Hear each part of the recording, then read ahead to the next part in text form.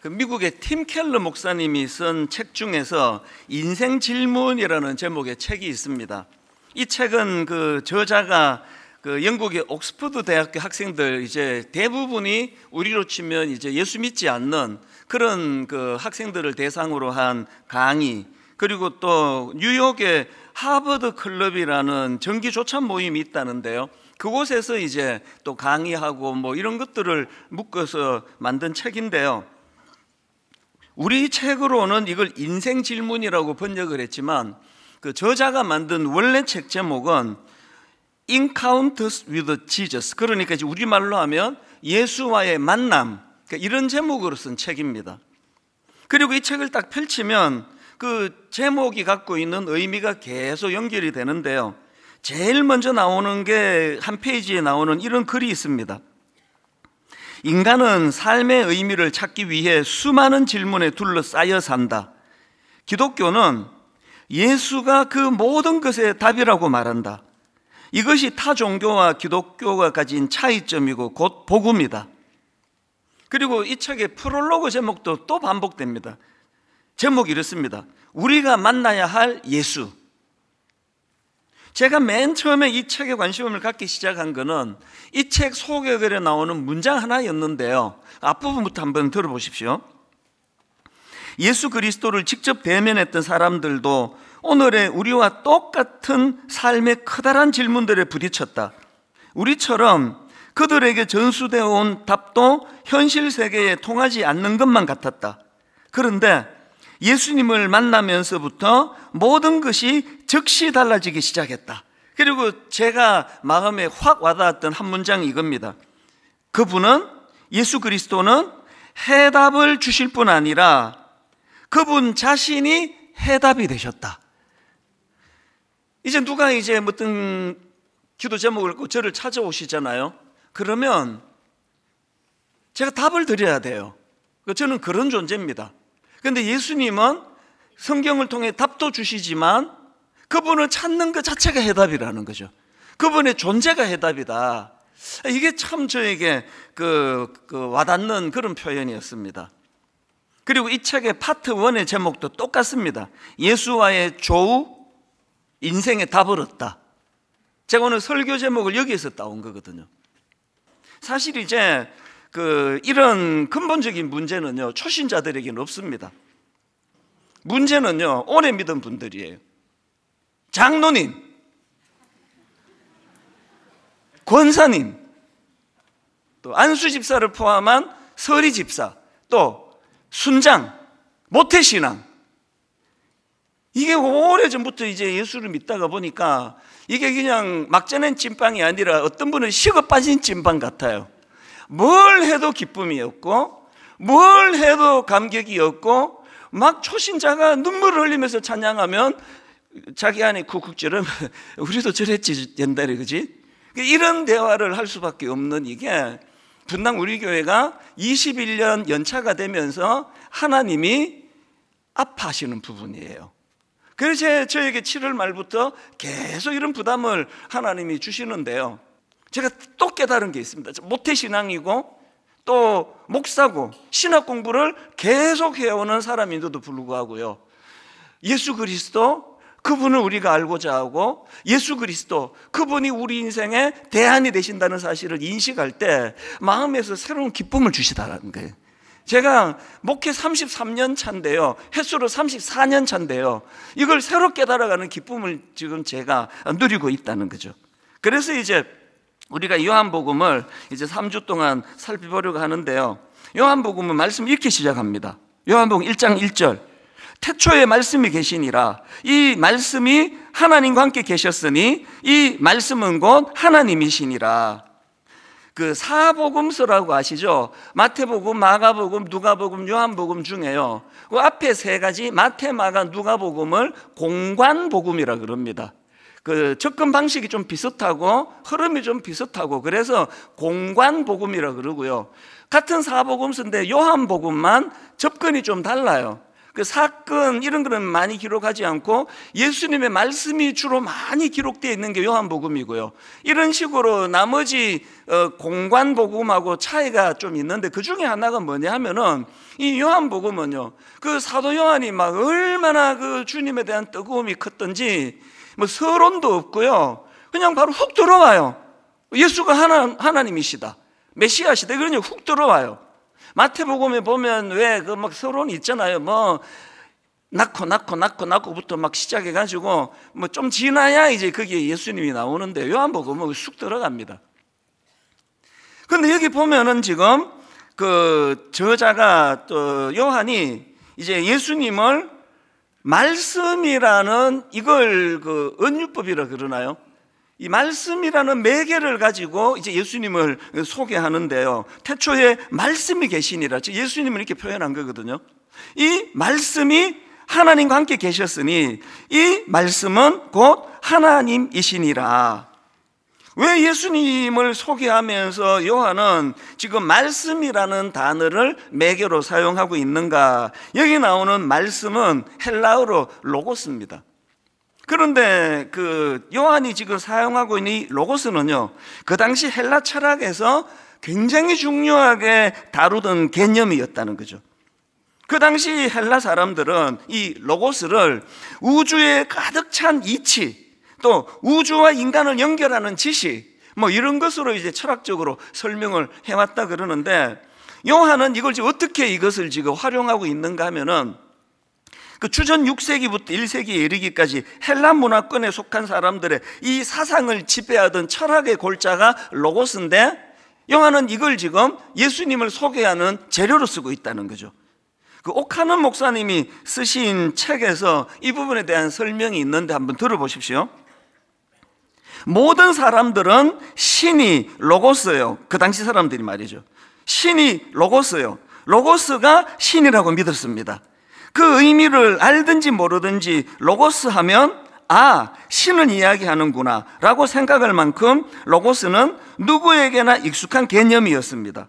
심지어 위대한 철학자 플라톤은 이런 말까지 했습니다. 어느 날 신으로부터 로고스가 우리를 찾아올 것이다. 그들은 로고스를 온 우주를 통제하는 하나의 능력이자 사람들의 생각을 지배하는 초월적인 존재로 믿고 있었던 것입니다. 그 당시 사람들이 이 로고스라는 개념을 이렇게 굉장히 중요한 개념으로 생각하고 있었는데, 그런데 흥미로운 게 뭐냐면요, 그렇게 로고스라는 개념을 중요하게 여기면서도 또 정작 이 로고스가 구체적으로 누구인지 알지 못했다는 겁니다. 그래서 여러분 그 사도행전에 보면은 사도 바울이 아덴에서 전도하면서 그 알지 못하는 신에게라고 새긴 제단을 내가 봤다, 그런 표현이 나오는데요, 그거를 세 번역을 한번 보십시오. 사도행전 17장 23절입니다. 사도 바울이 이렇게 말합니다. 내가 다니면서 여러분이 예배하는 대상들을 살펴보는 가운데 알지 못하는 신에게라고 새긴 제단도 보았습니다. 그러므로 나는 여러분이 알지 못하고 예배하는 그 대상을 여러분에게 알려드리겠습니다. 그러면서 사도 바울도 예수 그리스도가 바로 너희들이 그 알지 못하고 믿는 그 신이다, 이거를 이제 사도 바울이 강조하는 거거든요. 그러면 지금 오늘 요한복음 1장 1절에서 마음이 얼마나 뜨겁고 급했으면 뭐 인사말도 없고 부연 설명도 없고 그냥 쑥 들어온 게 예수가 메시아예요, 예수가 하나님의 아들이에요, 이거를 설명하면서 로고스라는 개념을 가지고 설명하는 이유는, 옥 목사님의 그 표현으로 말씀을 드리자면 사도 요한이 이걸 지금 외치는 거죠. 너희들이 날마다 로고스 하는데 그 로고스가 바로 예수 그리스도시다. 그 예수 그리스도가 바로 로고스다. 사도 바울식으로 말하면 너희들이 알지 못하는 신이라고 그렇게 팻말도 만들어 놓고 그렇게 내가 봤는데, 너희들이 알지 못하는 신이라고 한 그 신이 예수 그리스도시다. 이게 요한복음의 첫 출발이에요. 그게 훅 들어온 거예요, 이게. 그게 이제 1절부터 3절까지에 대한 설명인데요, 그리고 4절에 보면 이제 예수 그리스도가 참 신이라는 사실을 그렇게 선포하고 난 다음에 이제 4절에서 그 예수 그리스도와 관련된 두 가지 중요한 개념을 거기다 언급합니다. 자, 4절을 보십시오. 1장 4절입니다. 그 안에 생명이 있었으니 이 생명은 사람들의 빛이라. 예수 그리스도와 관련한 두 가지 개념 중 첫 번째가 뭐죠? 생명이에요. 생명. 그리고 또 하나가 빛입니다. 그래서 제가 오늘 그래서 우리 예수 믿는 사람들이요, 예수님과 관련해서 꼭 기억하고 회복해야 될 두 단어를 좀 설명을 드리고 싶은데요. 첫 번째 단어가 생명입니다. 생명. 예수 하면 생명이 떠올라야 돼요. 생명 예수예요.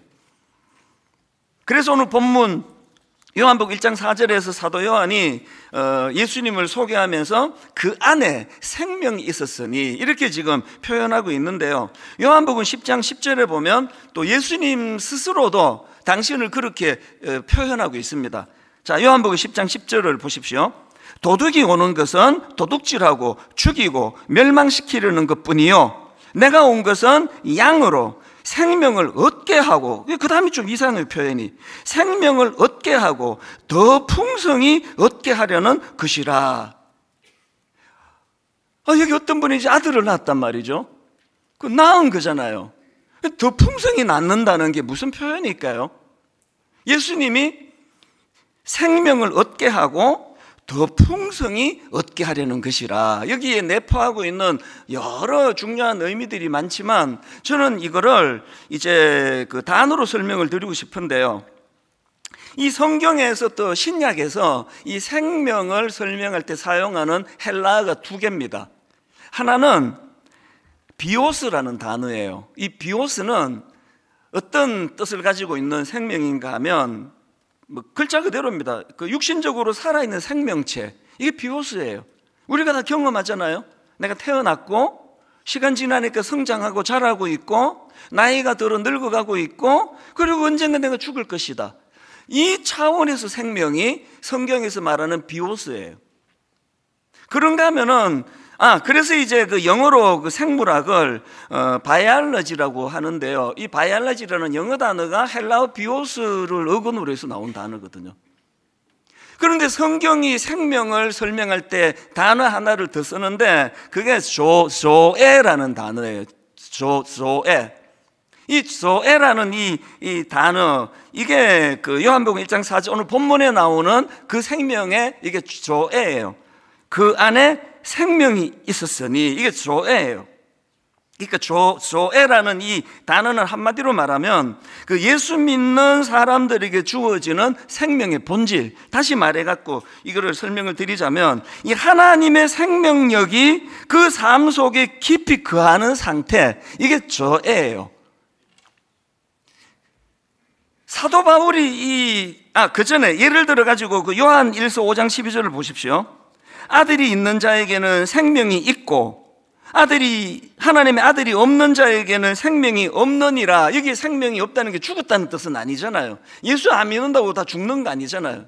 그러니까 여기서 말하는 아들이 없는 자에게는 생명이 없느니라 할 때 이게 조에가 없다는, 조에가 뭔지를, 그것이 얼마나 그 하나님의 생명력을 가진 역동인가를 사도 바울이 잘 표현을 해놓은 게 그게 로마서 8장 38절부터 39절입니다. 내가 확신하노니 사망이나 생명이나, 이 생명이 나오죠. 사망이나 생명이나 천사들이나 권세자들이나 현재일이나 장래일이나 능력이나 높음이나 깊음이나 다른 어떤 피조물이라도 우리를 우리 주 그리스도 예수 안에 있는 하나님의 사랑에서 끊을 수 없으리라.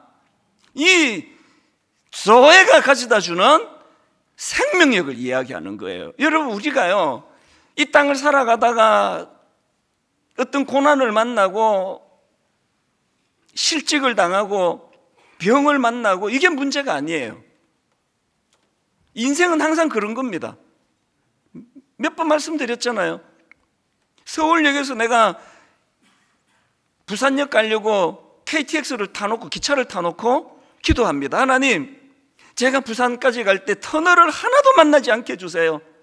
여기 타고 있는 모든 승객들이 다 터널을 만나도 저는 예수 믿는 사람 아닙니까? 터널을 만나지 않게 해주세요. 그 엉터리 같은 기도를 우리가 실제 생활 속에서 한다니까요.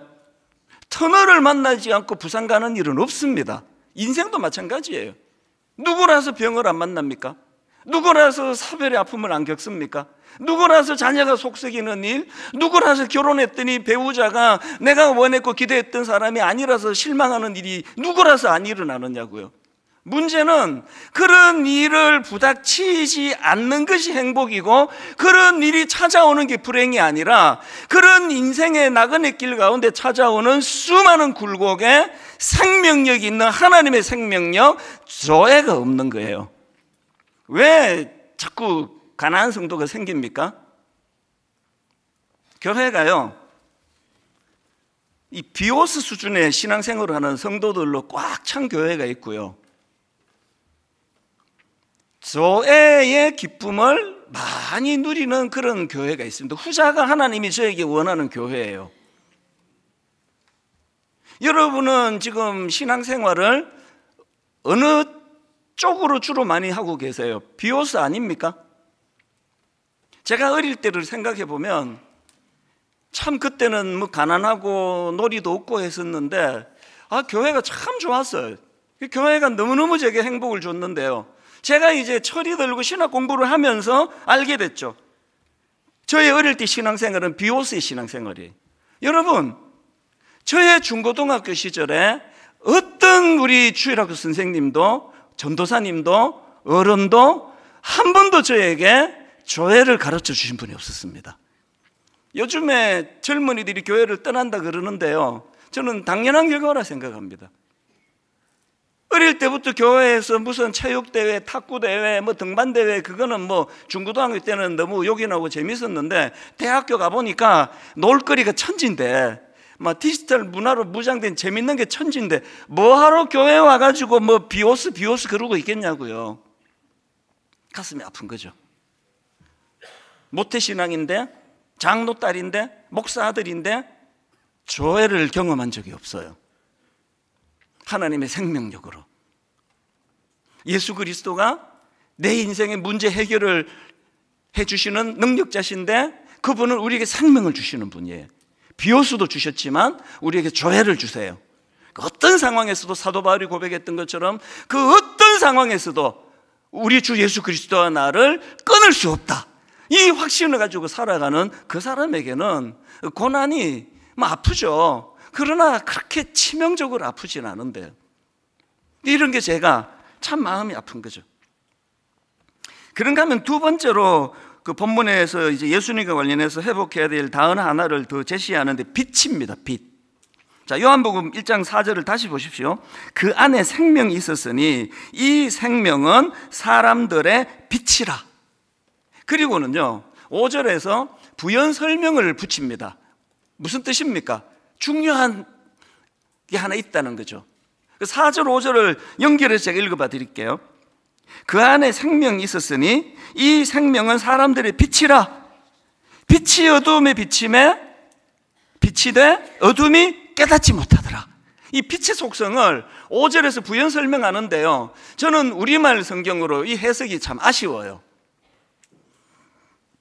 여기 나오는 어둠이 깨닫지 못하더라, 이게 헬라어로 이 깨닫다, 이게 헬라어로 그 카타람바노라는 단어인데요, 물론 당연히 이 단어에 깨닫다라는 그런 뜻도 있지만 그런데 전체적인 맥락과 문맥으로 봤을 때 이걸 이렇게 번역하는 거는 저는 이게 아쉬워요.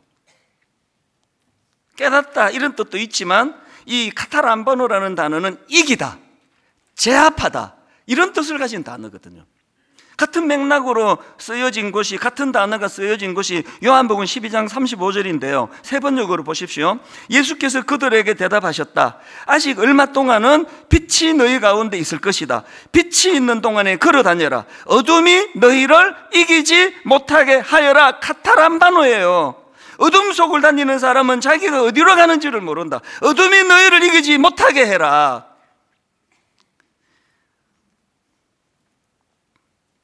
그래서 이 요한복음 1장 5절은요 이렇게 해석을 하면 좀 더 좋을 것 같아요. 빛이 어둠에 빛이 돼 어둠이 이기지 못하더라. 자녀 때문에 마음고생을 많이 하시잖아요. 사춘기 때는 이놈의 자식이 불량한 애만 나가지고 얘는 지금 뭐 완전히 어둠을 헤매는데 우리 아들이 얘한테 물들면 어떡하나. 그게 막 초미의 관심사 아닙니까? 너 지금 누구 만나고 있어? 엄마 누구 만나고 저녁 먹고 올게. 걔가 누구야? 그 괜찮은 애야? 건전한 애야? 이제 저처럼 이제 20대 중후반이 되면은요, 이게 취직이 안 돼서 걱정이고요, 또 취직이 돼서 걱정이에요. 취직이 되면은 한편 기쁜데 또 걱정이 태산이에요. 너무나 무슨 동성애부터 시작해가지고 혼란스러운 가치관과 상상하기 어려운 이 도덕적인 어른들 기준으로 보기에 억장이 무너지는 이런 세상이 지금 난무하는데, 이게 취직해가지고 그런데 물들면 어떡하나. 그래서 뭐 취직됐다 그러면 또 그때 또 걱정이에요. 이런 생각을 좀 해보시면 어떨까요? 하나님, 우리 애가 참 건전하고 건강한 아이들을 만나가지고 참 순탄하게 잘 자라는 그건 너무너무 감사하지만, 때로 이 아이가 그렇지 않은 그런 아이들과 사귄다 할지라도 부모인 제가 기도하겠습니다. 이 요한복음 1장 5절에서 하나님이 예수 그리스도의 속성은 빛인데 빛이 어둠에 비침에 어둠이 그 빛을 이기지 못하더라라고 말씀을 하셨다면, 하나님, 우리 아이는 빛의 자녀입니다. 우리 아이가 방황하는 그 아이를 만나서 우리 애가 탈선하는 것이 아니라 빛의 아들인 우리 아들을 이 아이가 만났기 때문에 그 아이가 인생의 변화가 일어나기를 저는 원합니다. 여러분, 그런 기도를 병행해서 할 수 있다면 그 얼마나 좋겠습니까?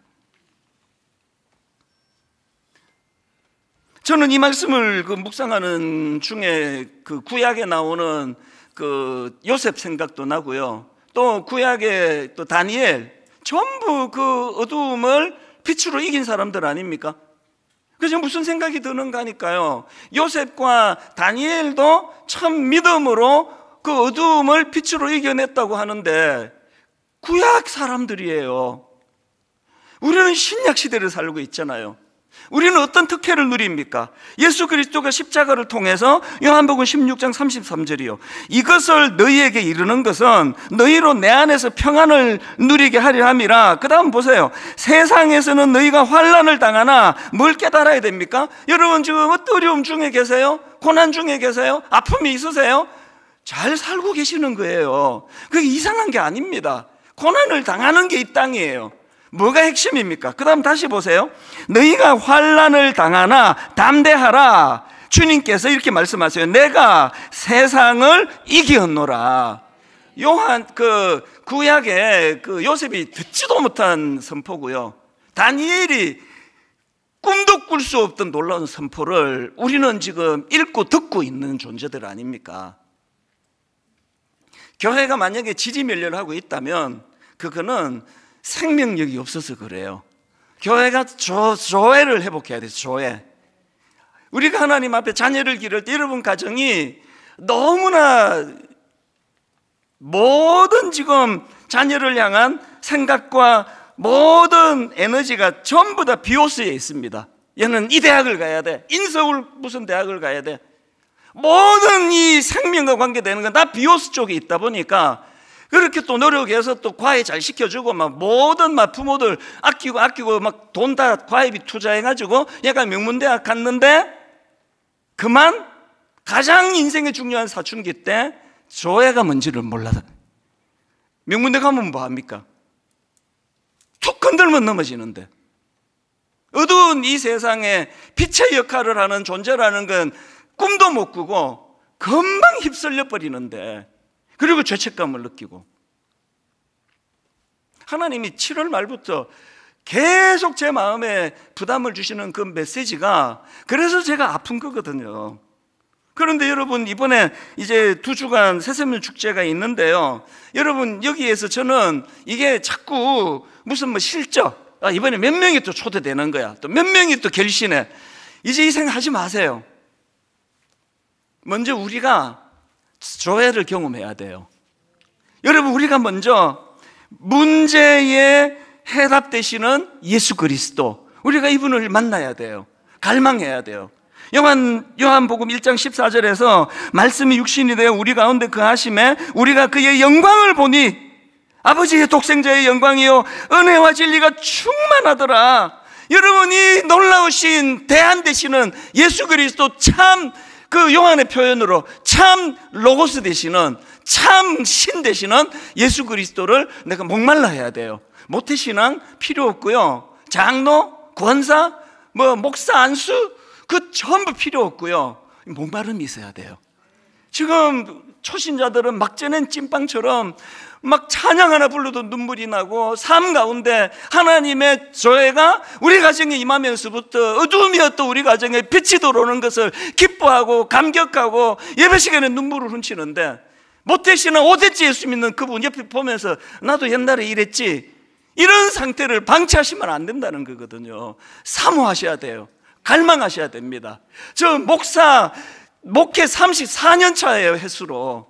그런데 이번 추석에 너무너무 신비롭고 뜨거운 은혜를 경험하고 나니까 삶에 활력이 생기는 거예요. 막 너무 마음의 기쁨이 찾아오는 거거든요. 이 신비, 여러분, 이 예수 그리스도를 먼저 경험하셔야 되고요, 그리고 그것을 선포해야 됩니다. 로마서 10장 10절에 사람이 마음으로 믿어, 그 다음에 사람이 마음으로 믿어 의에 이르고, 그 다음에 입으로 시인하여 구원에 이르느니라. 분당 우리 교회 하나님이 말씀하시는 문제가 많은 교회가 확실합니다. 우리 전도 안 한 지 오래됐어요. 사람으로 차고 넘치는데 앉을 자리도 없는데 무슨 전도입니까? 무슨 문제가 생기죠? 마음으로 믿는 거로 다가 아니에요. 입으로 시인해야 된대요. 예수 그리스도가 하나님의 아들이라고 입으로 그것을 선포해야 된대요. 이번 새세면 축제를 준비하는 일주일 동안에 여러분 누구에게 한번 선포해 보세요.